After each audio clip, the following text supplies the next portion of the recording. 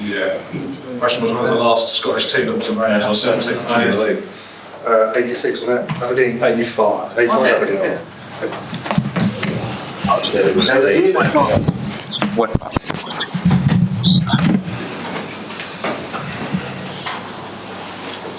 Sorry, can we close that door? Is that okay?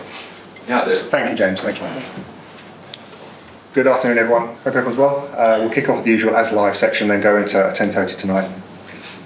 If we're all ready, we'll kick off with Darmish from Sky. Good afternoon, Mikel. Hello. I know there's a lot of team news to update. If we can just go one at a time. William Saliba, what's the latest? He's out. He's out, do you know for how long? No, we are assessing him, but he won't be involved this match. Okay, Declan Rice? He will be available. Will be available, okay. Ricardo Calafiori? As well, yes. And you had a few worries about Gabriel Martinelli who came off. What's the latest on him? Yeah, it looks as well that he's going to be out. We have to again do some more tests and see the extent of the injury, but this game is going to be too early for him. And I know Bukayo Saka came into the game with illness and you took him off. Yeah. Is he going to be okay? Yeah, he's going to be fine. Okay, just on Brighton, what have you made of them so far this season, and a familiar player in great form up front, someone you know very well in Welbeck, seems to have a habit of scoring against his former clubs. Is it something you've been up to? Hopefully not tomorrow. Yeah, very happy for him to see as well. Obviously, we were teammates, and the whole history of him and the goods and the difficult moments that he has in his career. So I think it's remarkable what he's doing. The same with the team and Fabian and the coaches. The continuous work that they've done at that club is incredible. I think Fabian has added something slightly different as well, and very well prepared team. Very difficult to beat them. You've seen the results against the big teams as well. So we expect a really tough match, obviously. Given the number of fixtures you've got just now, it is a test of what is a very, very strong squad. Should we expect a lot of changes? I know you're not going to give us the team, but should we expect a lot of changes tomorrow? And are you more relaxed about the options that you have compared to previous seasons? That word, relax in football, is impossible. We're going to try to manage the minutes and the loads as good as possible, because, as you said, we have a lot of games coming up with very short recovery time, which is a bit unusual, but we're going to remain very competitive. The bookies have you outright favourites, Mikel, to win the Premier League title. Gary Neville says it's yours to win. I'll make that differential. It's not yours to lose, it's yours to win, is what he said. Okay. Are you aware of the noise? Do you embrace the noise? Do you ignore the noise? Well, that's what we want. I think when our people are excited and when they see that the team is competing at the level consistently, there are the right reasons to believe, and that's the main thing. If you want to win big trophies, you certainly have to install that feeling amongst the team, the club, and around it. And we're in a really good position at the moment, but we know how early it is and how difficult every game is. I know, Mikel, that a lot has been made of set pieces.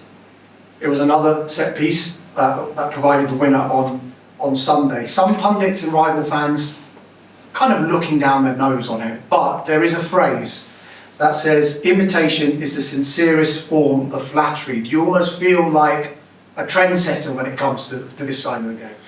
I don't know, but a lot of things that we do in many other aspects, I'm sure teams will pick them. We do the same with other teams. The best teams in Europe doing certain things.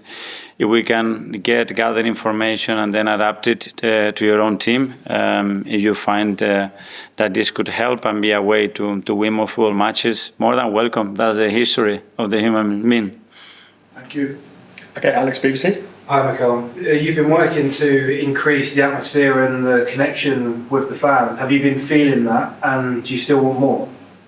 We always want more, but I think I said it after the match against Palace that I really liked it, and it's always tricky after a big match in midweek against Atletico to reproduce that, but it certainly was a great atmosphere to play football, and the more we do that, the more we increase that, the more maintain it throughout the game, and the team is feeling that. We're going to become better and stronger and much more difficult for the opponent to play.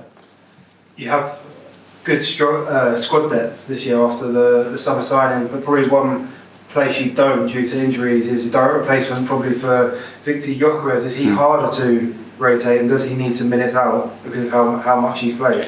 Yeah, in the front line especially, that's where we are more difficulties as well with Nonia, with Kaya, with Gabi Jesus out, with Gabi Martinelli out as well. So that's the area that we have to be more careful as well, more conscious, because there we don't have that many options. So as I said, we're going to try to manage the load as good as possible to make sure that the players are fresh, they can compete really well, and the team can maintain the level that it's showing.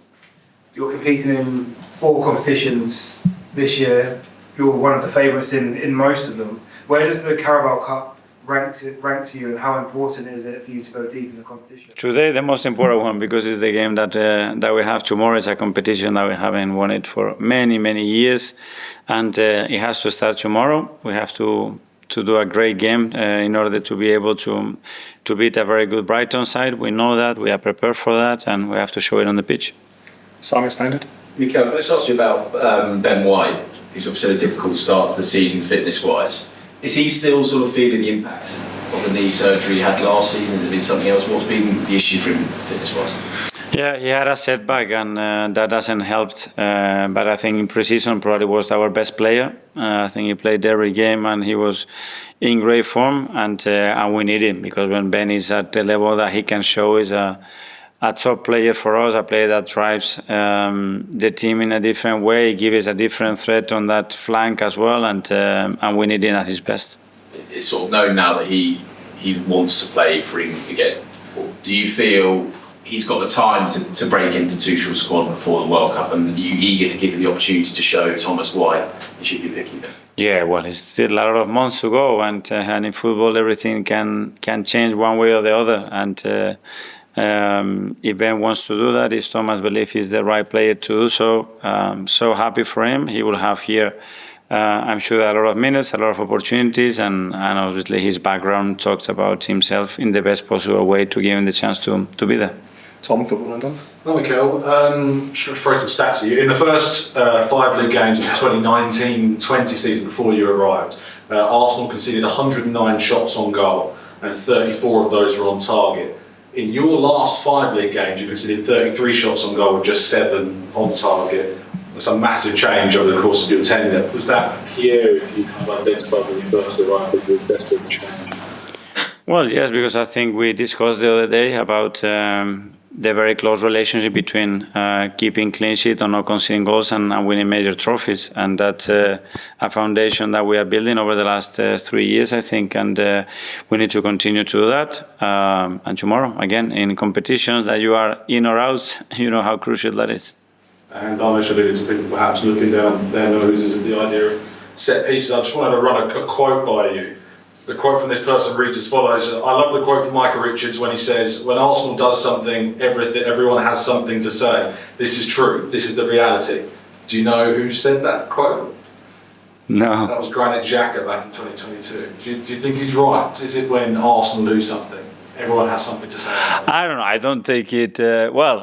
probably it is true, because it's such a big club that obviously we make a lot of noise with it, whether it's good or bad, whatever. But that means that people are paying attention to that. We know our history, and that's very normal. Hopefully we make noise for the good things.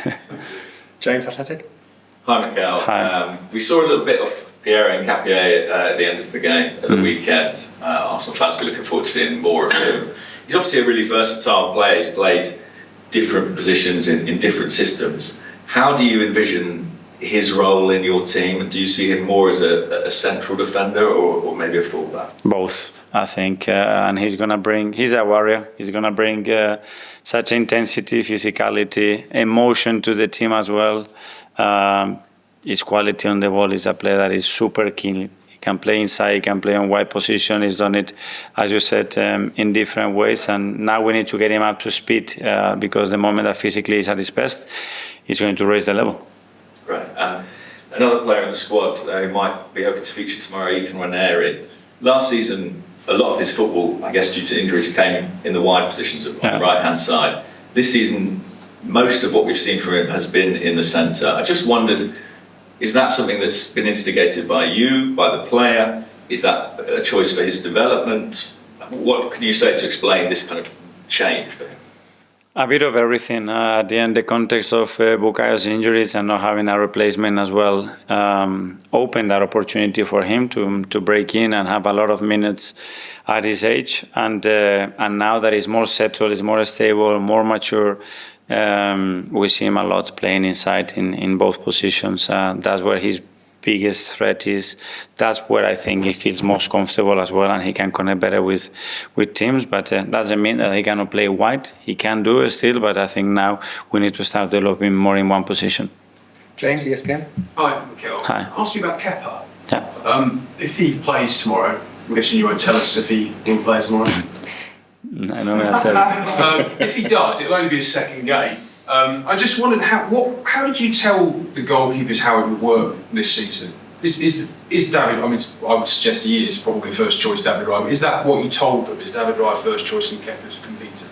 I never do that, but I don't do that with any player. I think at the end they have to earn it. Obviously, David has been incredibly good for us in the last few years, and Kepa knew that when he came in, but he's ready to compete. I mean, if I have to highlight behaviors in that dressing room and culture, probably I will mention him as a number one, because again, he's coming into a different environment after winning everything in football, almost being in the national team, Chelsea, Real Madrid, big clubs, and he comes here and every single day he's behaving like tomorrow's train station is the most important one of his life, and he will have his chances to play. He's in a really good place, and if he plays tomorrow, I'm sure he will be really good. From the way that you talk about it, is part of the sort of top form we're seeing from David is actually down to Yes. the position that Kepa's providing? Because that connection, I think, and the environment that you create between the goalkeepers and the coaches, it's unique. They are unique. To be a goalkeeper, you have to be unique. To be in that environment, you have to be unique. They are a lot of times by themselves. They have to do a lot of individual practices. And I think Kepa has raised the level. He has created a true great environment for everybody to shine. And I think that's down to him. You talked a couple of years ago about substituting goalkeepers. Is that still in your mind? Did you buy Kepa with a view to maybe doing it? Yeah, so recently we have quite a lot of issues, and a lot of the subs have been because players could not finish games. But I don't know, maybe somebody would do it. Will you do it? Yeah, if I feel it, yes. If I feel it, yes. Sam, Mel? With Ben White, obviously, when you first joined guys, he was an absolute mainstay, started most of the games, especially in the league. Obviously, now, because of the injuries and setbacks, he's been on the bench most of the time. You say about the setback. Can you give a bit more details to what that setback has been and the process of all that? Yeah, it was an injury that kept him out for a few weeks, and we have to manage his load, and he didn't have the rhythm to do that. So the reason why he's not been playing that is to manage that. He's in a good place now. He's been training more recently, and his feeling has been very good, and he will have minutes to play. Last year, there's a period where it's reported that he's playing through knee pain, and then only had the surgery after he couldn't better tolerate the pain. Looking back now in hindsight, do you not regret it, but do you look back and think maybe he should have had surgery earlier than playing through the pain? I don't know. That's more for the medical staff, but obviously we want to protect our players. We're never going to expose players if we know that we're going to damage them for the future. Ben, I mean, he will play with anything. You really have to scratch and ask him, are you okay? Are you okay? Because if not, he won't tell you because he wants to play every game, which is great. But with that injury, didn't allow him to have that consistency, and hopefully now he's going to get that rhythm because the team needs him. Okay, that finishes the As Live. We'll now go to